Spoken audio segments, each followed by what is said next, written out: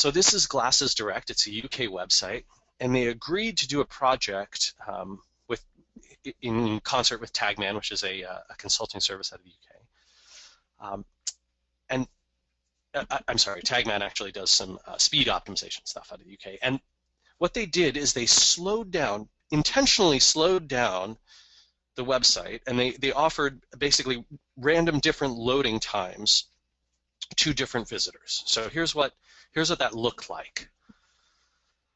Right? Essentially, they're showing that the session average page load time, right, across all the different pages that a visitor would visit in a session, and what that distribution looked like. So they, the vast majority, they had the pages loading very, very fast. Now that's first load. That's not load completion necessarily of all the page elements. I think it's just the loading of the HTML.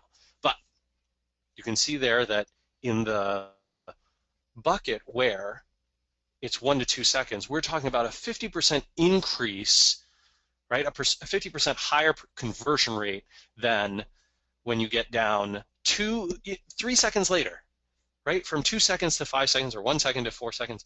That's just 3 seconds longer that it took the average page to load during their session, and yet those people gave up. They didn't buy. It's almost impossible to imagine, right? I mean, can you think of like some older my grandfather, like in the UK, right? And he's going to buy his glasses online, but then the page takes an extra 2 seconds to load, and he's like, well, I'm giving up. I don't want to take the time to buy these glasses if the website's going to take 2 extra seconds. Like, it's unimaginable to me, but it's true. This is what really happens. It's kind of incredible. It's hard to believe, and yet the takeaway is so clear, right? We've got to be.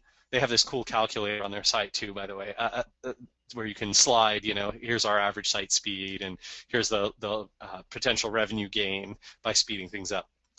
And if we can make our pages load faster, and there's all sorts of tips, I've got some links down at the bottom there.